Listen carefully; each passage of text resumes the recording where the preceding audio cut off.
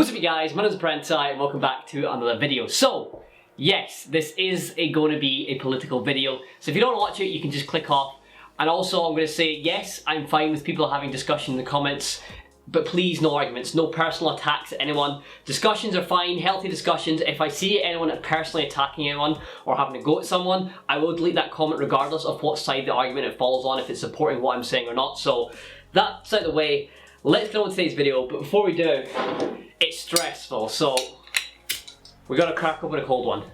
I should point out as well, in case you don't live in the United Kingdom, there is a general election happening today, the 12th of December, and it is a very stressful one because there's lots of things that lots of people don't want to happen. I'm not going to explain it in this video, you can research it yourself, but a general election is essentially when we vote for our members of parliament, the people to represent us for the next 5 years. And this is a big one because it's seen as the Brexit election, so lots of people like tactically voting and all that sort of stuff. I'm going to explain today who I voted for and why.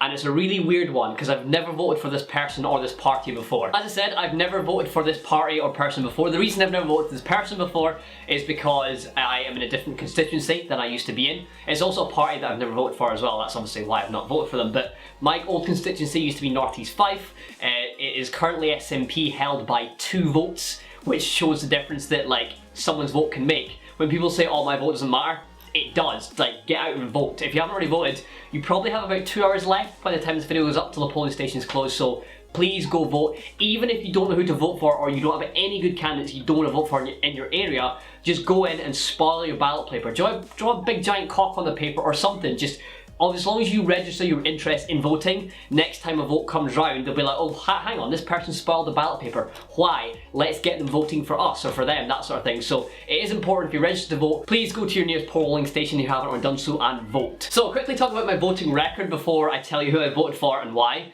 We'll go all the way back to 2010. I voted for Liberal Democrat. We all know that was a mistake. Back in 2014, I voted no to Scottish independence. Here's a quick clip of it. What did I vote? I voted no. Yep, babyface me, back in my old bedroom. If you want to see that video, by the way, I will have a link in the description. So 2014, I voted no to Scottish independence. 2015, I voted for the Green Party. 2017, I also voted for the Scottish Green Party. This time, I voted for someone else different.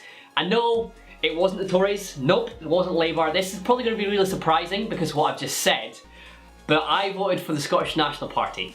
As someone who voted no in 2014, that's a kind of weird thing to say. It's kind of weird for me as well. I wouldn't say I've changed my mind on independence, but I wouldn't say I'm no longer a no. I'd kind of say I'm probably sitting on the fence, which is why Chris Law, who's my local MP that I voted for, if you want to have the discussion with me as to why I should vote for independence when it comes around again, either on or off camera, I'd love to have that. A lot of my swing factors in 2014 was the whole EU membership. That was the main swing, or one of the main swing factors that pushed me from yes to a no, or from on the fence, should I say, to a no, was that if you vote for independence, you will lose your EU citizenship, which we know now, which we now know 2 years later is happening anyway, without our say, regardless of what we think. So yeah, that's kind of why I'm back on the fence as to that, which is kind of weird to say that I voted SNP, but it doesn't mean I stand for independence.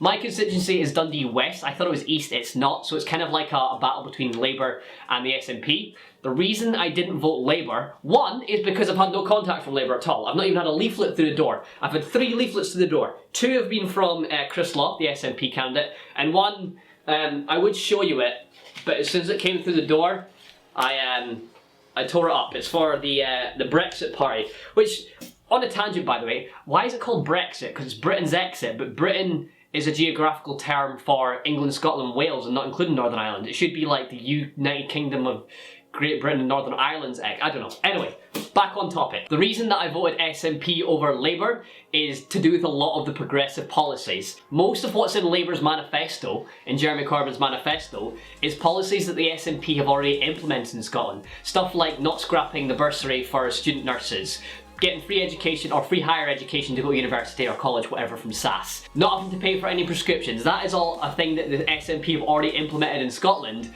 So why would I vote for a party who've not implemented and planning on implementing it when a party's already done it? Another reason is protecting the NHS. So obviously you guys are aware I suffer from MS. I have to take an injection every single day called Capaxin. I looked it up. If I was to get that drug in America, if I had to pay for my medication like they do, that would cost me $7,500 a month. That's fucking ridiculous. There's no way I could in hell afford that. I probably could afford like maybe 1 injection a month, let alone 1 every single day, which is ridiculous. So protecting the NHS. Also, it's about scrapping Trident as well. I disagree with nuclear weapons and nuclear power stations. This is why for the last 2 general elections I voted for the Green Party, because I don't believe that we should have, there's no reason to have nuclear weapons. People are like, oh yes, it's a nuclear deterrent, but as soon as someone's fired a nuclear weapon at us, it's too late. Why does it matter if we fire one back or not? We're going to just wipe out everyone else. There's no point to that. So that is why, again, another reason I voted for the SNP. Obviously, they're tackling the global climate emergency as well. They've done a lot more than Labour has done, which is one of my reasons I decided to vote for the SNP. And the last thing is the Brexit standpoint. Obviously, it is a huge discussion. 62% of Scotland voted to remain, and I hear the arguments already. Yes, well, it was a UK-wide vote. Yeah, Northern Ireland also voted to remain as well. And then you can say it's 2 countries versus 2 countries, and I know there's a lot more people living in England. However, Northern Ireland are getting a special deal. Wales vote to leave, they're getting to leave. England vote to leave, they're getting to leave. Scotland voted to remain. Where the fuck is our special deal? Like, we're not getting a special deal.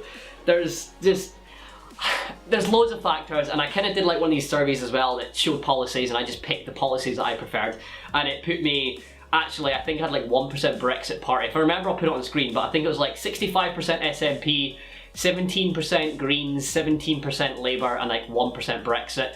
So yeah, that's another reason that I voted SNP, which is really strange for me to say. As someone who doesn't, I wouldn't say I support independence. I wouldn't say I'm a nationalist, but also wouldn't say I'm a unionist. I don't know what I would describe myself as. I'm kind of an undecided voter. I'm sitting on the fence. I don't know where to go.